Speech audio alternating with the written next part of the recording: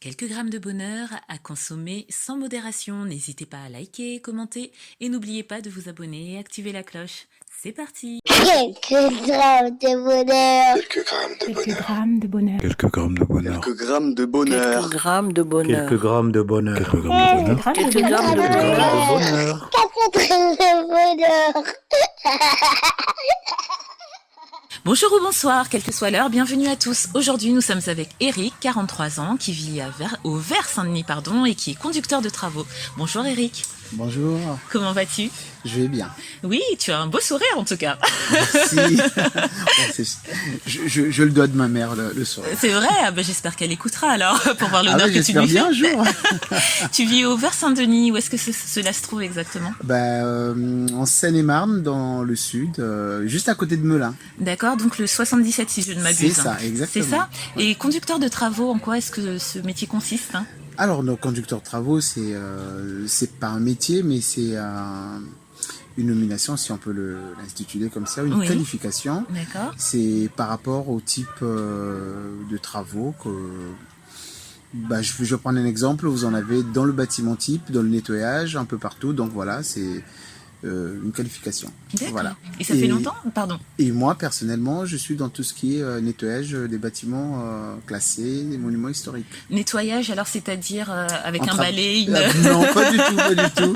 Avec des techniques assez simples, par exemple le gommage qui est connu, le gommage du visage, mais nous on fait des gommages de façade. Oh, Voilà.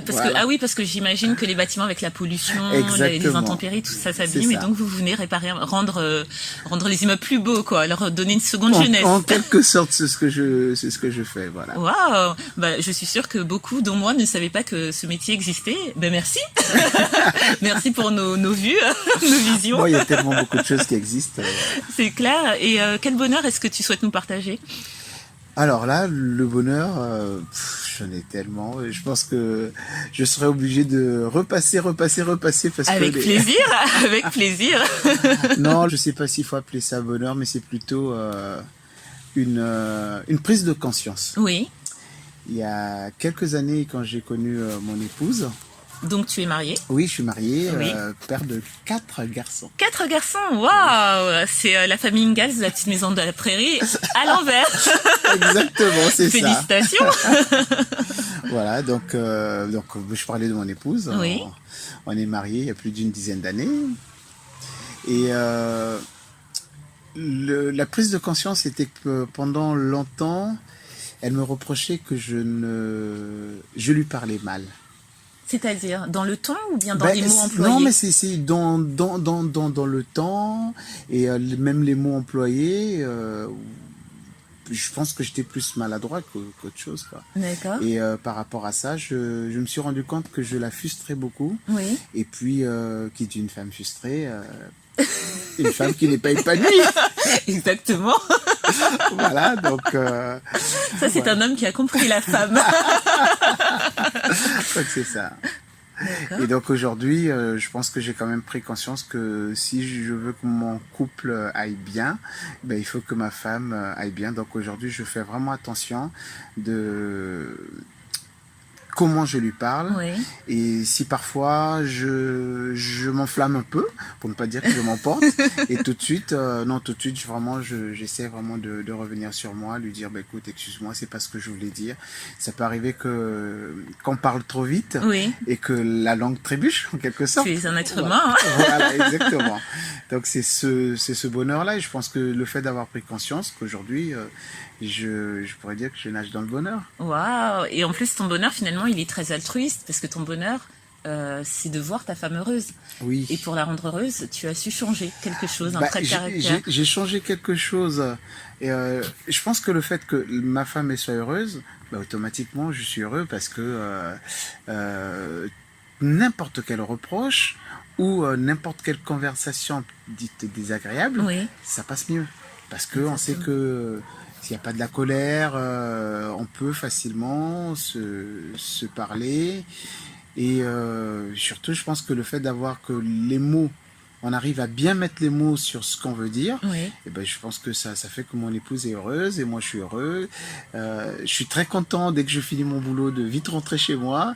Et voilà, j'ai bien envie de continuer comme ça jusqu'à ce que la mort nous sépare. Ah, mais je t'y encourage fortement. Et parce que, étant donné qu'avant tu avais ce comportement, est-ce que toi tu t'en rendais compte ou pas Ah non, du pas tout? du tout. Pas du tout, pas D'accord. du tout. Et pas du tout. comment tu as pu faire ce travail et sur combien de temps? Est-ce que ça s'est fait du jour au lendemain? Est-ce que d'abord il y a dû avoir cette prise de conscience à identifier les moments parce que tu t'en rendais pas compte de dire bon bah là quand j'utilise ce ton ou ces mots-là bah oui là apparemment ça va pas. Comment ça s'est passé un peu le processus? Le processus, je dirais que je peux pas l'identifier, mais je savais que il devait être assez lent ou assez rapide. Je peux pas le dire comment ça s'est passé, mais je me souviens d'une chose, c'est que moi, bah, je viens quand même, j'ai passé une bonne vingtaine d'années en Afrique, donc la vision de la femme et de l'homme, c'est pas pareil. Oui, c'est-à-dire que tu as passé parce que tu es originaire d'Afrique. Oui, j'ai vécu,